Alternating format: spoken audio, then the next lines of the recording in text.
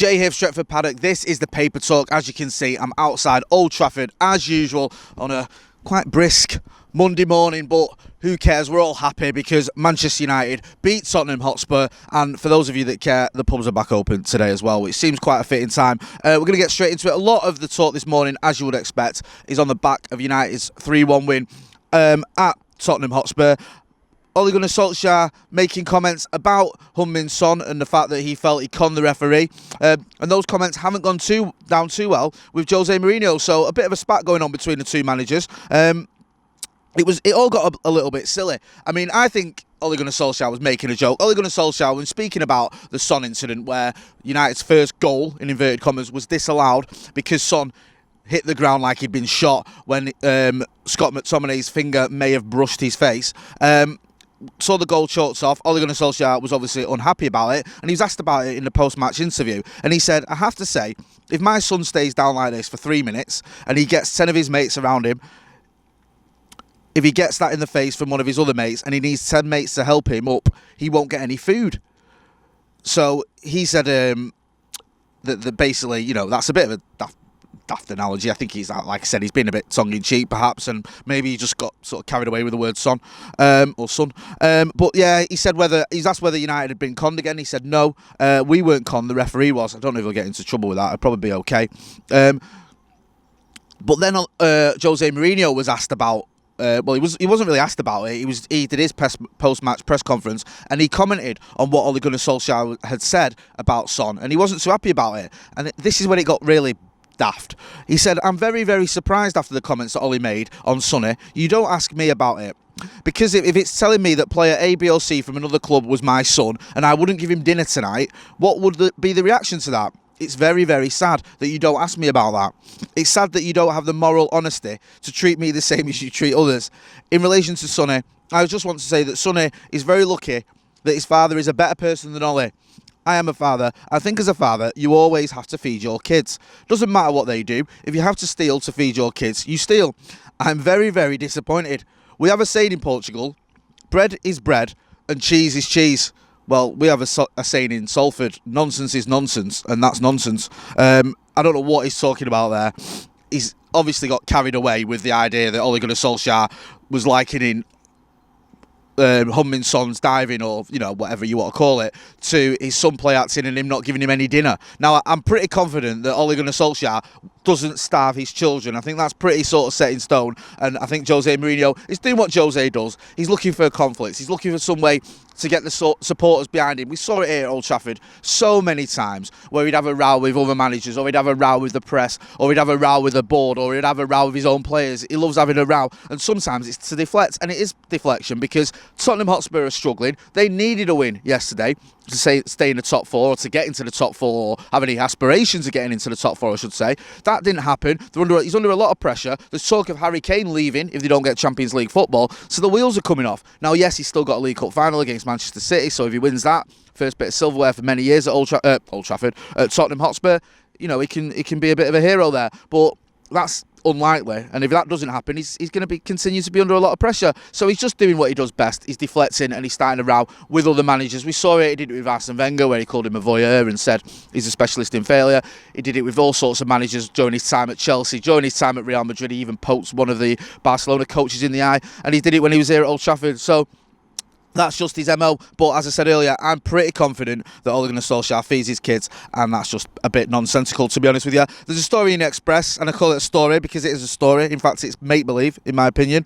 Arsenal have 4 players United may accept in a Jesse Lingard swap deal, and then it goes on to say that Arsenal could sign United star Jesse Lingard when the transfer window reopens, and it lists 4 players that could be used in a deal, including Bukayo Saka.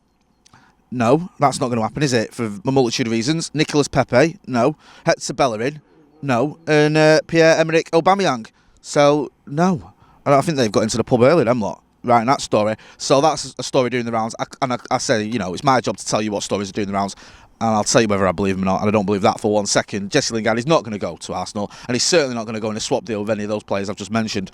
Another story that's slightly less farcical is Manchester United have contacted Villarreal defender Pau Torres over a potential £50 million transfer. Now, this has been doing the rounds. I think Eurosport had it, the Mirror have got it. It's come out of, I think, Spanish reports as well, and it's saying that United have been in touch with him because we want to bring him in, the Villarreal centre-half. Quality on the ball. Seems to be the sort of player that would fit in to the type of football that Ole Gunnar Solskjaer wants to play. And I believe his buyout clause is around €65 million, so 50 million quid. So it's doable. That is the sort of price range you'd expect Manchester United to be looking at for a defender. So it kind of makes sense. He spoke recently about a potential move, the defender, and he said, "I'm very happy at Villarreal and happy in my town. I have to keep working because I know I have many things to improve, and we're better than Villarreal." So it's the kind of sentence any player would come out with when he's linked with a move away. It doesn't mean anything. We'll have to wait and see whether United aggressively pursue him, whether he's got other options as well. I think Real Madrid have been sniffing around him, which doesn't bode well for United if we're trying to tempt a player to come to Manchester. Not that Manchester isn't wonderful, as we all know, but Real Madrid come in for Spanish-based players and they're always going to have that advantage. So we'll have to wait and see whether United are willing to go toe-to-toe with Los Blancos or we move on to someone else. We know we've got lots of options in defence, but we do probably need another centre-back. Victor Lindelof seems to be Ole Gunnar Solskjaer's first choice to play alongside Harry Maguire. Yesterday, I had a little bit of a mistake, didn't he, for the first goal. I like Victor Lindelof, but there's an argument to be made that he's not the perfect partner for Harry Maguire. Harry Maguire isn't going anywhere, so maybe we need to bring someone in. We've still got Eric Bailly, but he's had his injury problems. We've still got Axel Tuanzebe. He's had his injury problems. We've still got Phil Jones. I don't need to go into that one. So, yeah, we'll have to wait and see. Just sorry to go back and forth, but also I almost forgot one about this one. Jose Mourinho was also commenting yesterday about Paul Pogba should have been sent off for an elbow at Spurs. He said, "I think we were unlucky because Paul Pogba should have had a red card for an elbow on Serge Aurier."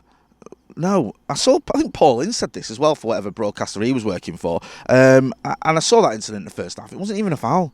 I don't know why you can say that's a red card. We need to stop some of these nonsensical claims that any sort of contact, when you're a player and you tussle them for the ball, you're going to have your arms out a bit. Yes, it's different if you deliberately elbow someone in the face. It wasn't an elbow for starters. I think it was more his forearm, and it was an accident. And you could tell it was an accident. It wasn't malicious. It wasn't dangerous. It wasn't serious. It wasn't intentional. It was just an accidental sort of movement of the arm that connected with his, I think it was around his neck or whatever it was. So I don't know where Jose's coming from. Again, it's just more deflection. Should we have some Erling Haaland news? We've not had any of that for about, 2 hours.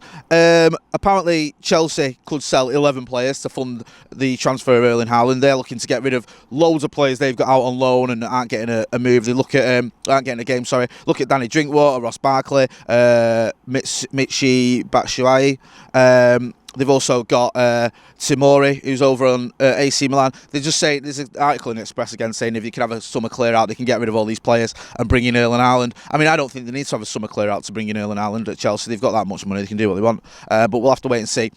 Also, on the Erling Haaland front, The Athletic have had a story as well. I think it's from David Ornstein, who's quite reliable, saying that United don't want a protracted saga with Erling Haaland like we had with Jadon Sancho. So we're going to pursue him. If that move isn't happening early doors, we move on.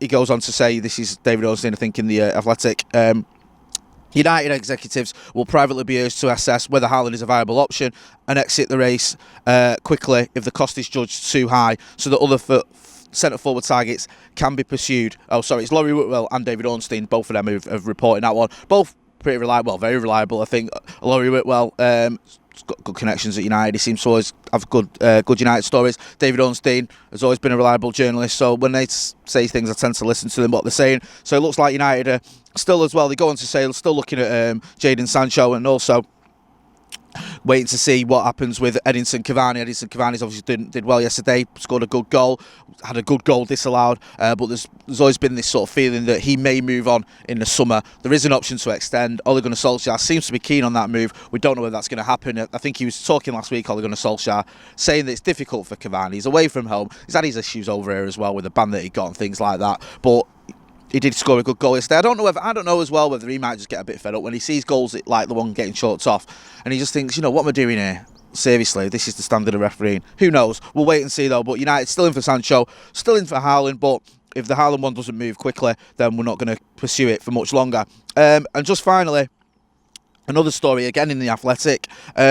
Eduardo Camavinga hasn't signed an extension at Rons. He's one of the sort of most talked about young midfielders in Europe, doing bits there. I think he's only 18 years old. He's only very, very young, isn't he? But yeah, he's been linked with a move away. So he's wanted by a host of clubs, and apparently United are one of those clubs. He's not signed an extension. We'll have to wait and see. He's a box-to-box side midfielder. Could probably fit in here at Old Trafford and do a job, and he's only going to get better when you look at how old he is. So we'll have to wait and see whether there is any fire to that smoke. So that's basically been it. You know, the usual stuff about Haaland, the usual stuff about Jose Mourinho spitting his dummy out because he got beaten off Ole Gunnar Solskjaer, and a couple of other rumours in there, including some nonsensical ones. So make sure you staying tuned to Stretford Paddock, because we'll have all the good stuff coming up. We're going to have Premier League P8 coming up with Joe and Adam McCullough. Obviously, they've got a lot to talk about. You can look forward to that one. We'll also have the Paddock podcast later on. I think it's myself, Joe, and Stephen Howson. And we'll also have the Academy review. Dave Pritt's going to be coming in doing the Academy review. So it's all happening. And then we'll be looking forward, of course, towards the United game against Granada, the Europa League second leg of that quarter-final clash. So if you're not subscribing, hit that subscribe button. Make sure you give us a like and a share. I've been Jay Motti. This has been the Paper Talk outside a very sunny now Old Trafford. Thanks for watching.